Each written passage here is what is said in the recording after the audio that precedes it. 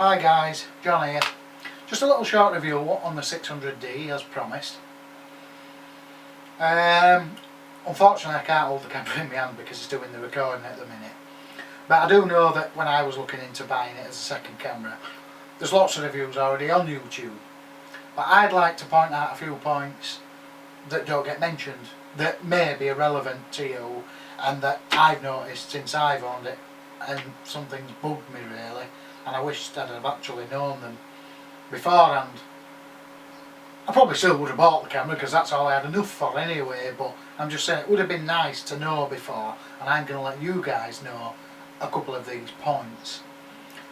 One of them, I'll do some positives and plus at the same time.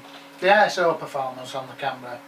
If you've got a 50D, a 40D, obviously if you've got a 60D you've got a better camera, but if you've got or a 550D, should I say no, the 550D I do believe the ISO performance is auto ISO up to 6400, so that's the same. But the 50D is only auto ISO to 1600. So, and the 550D and the 600D are cleaner on the ISO than the 50D. So that, in all fairness, even though I've bought the cameras, I've got a 50D at the minute. It's not, in some ways it's not an upgrade, but in others it is, because I've got a better camera, I've got a better metering system, the ISO performance is slightly better. On the negative side to the 600D and a plus side to the 50D, and you've got in between points what you can control. Let me elaborate on that. You've got 100, 200, 400, 800, 1600, 3200, 64, 1 to 8 on the 50D and the 600D. But on the 50D you've got in between points. You can go to like 1600, and instead of going straight to 3200 like on the 600D, you can go to 2000, and you've got in between points. That's a little bit of a negative for the 600D, but on the other hand it's cleaner ISO, so it sort of evens itself out there. Another thing, this is actually mentioned but I'll say it again anyway, is the native sync speed. It's 250th of a second on the 40D, 50D, and only 200 of a second on the 600D. Not really a problem, but you know, would have been nice to be 250, but hey, you can't have everything. The size of the camera, that's also been mentioned, but I just thought I'd mention it again. When you're used to holding a full magnesium body and you get hold of this camera, you'll be pretty disappointed. But it's a superb camera, let me just say that before I carry on. The frames per second, quite a bit slower than the 40D, 50D, 60D. The same as the 550D I do believe. But that's not really a problem to me, as I'm a wedding photographer most of the time, so I don't need that speed, but it could be a problem to some of you lot. A bit of a negative to the camera for me is you cannot adjust flash compensation while looking through the viewfinder. You've got to look at the back of the camera literally to adjust flash compensation, or do it on your flash. Now I don't know about you lot, but I'm so used to holding it up to my eye and adjusting on the fly. That's a bit of a bum really, but I'm getting used to it.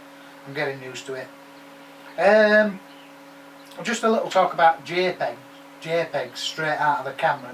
No messing, just automatic JPEGs. Obviously I don't shoot automatic on the camera, it's always AV 90% of the time, but the automatic settings on the JPEG fine. On the 50D and the 600D there's a big difference in my eyes. The 600Ds, they're much cleaner, they're more sharper. Don't get me wrong, you can adjust the 50D ones and get the same result, but I'm just saying out of the camera, click, bang. The metering system, the exposure and everything is better on the 600D. There's no two ways about it.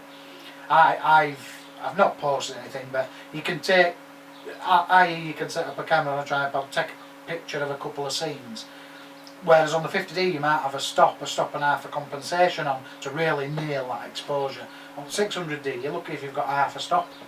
It's just brilliant, it does a much better job. Now I'm led to believe that's down to the IFCL metering system, which is a lot better than on the 50D. Obviously it's the same as the 60D and the 550D. A negative to the 600D is it's only got one cross type sensor on it, whereas the 50D has got all 9. But on the other hand, I like the 600D because the metering system on it, much less messing around with exposure compensation, because it's cleverer, it's got more of a brain. So I'm really happy with JPEGs out of it, because I'm a wedding photographer and I like to shoot JPEG me when I can, which is most of the time, to be honest. I know people are probably thinking, wedding photographer, JPEG, RAW mate, RAW. Nah, if I can get the exposure out of the camera and work at a low ISO, I've no need to shoot RAW, but I do shoot RAW as well. Anyway, we'll go into that debate in another maybe review, but that's the end of that.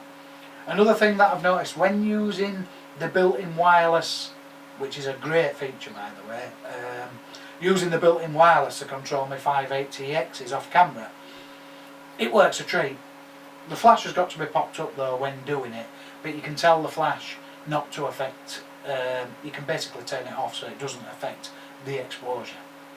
Or you can have it on and use it as a fill light.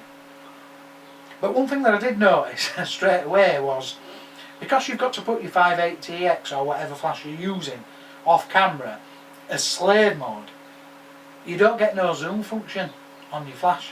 Your flash just defaults to 24mm.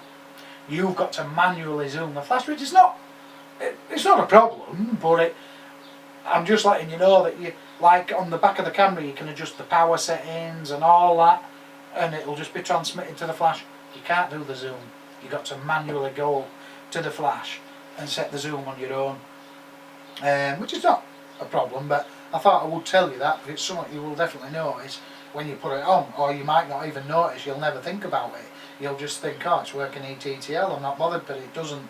You go watch your zoom, well, transmitting from your camera and taking pictures, it just stays at 24mm, it just doesn't change. Not unless you press your zoom button and do the zoom yourself. And I think that's it really. My personal opinion on the 600D, I've given some positives and negatives there, is that the camera itself it's a bit small, a bit plasticky, but phenomenal. It does the job, and I'm really delighted with it. Pictures are fantastic. I'm really enjoying the video. I like the slightly better ISO performance, and that's it really. Look forward to speaking to you all again on my next review. I think the next one's going to be about how to take better pictures at higher ISOs and nailing your exposure. Anyway, thank you very much and look forward to speaking to you again.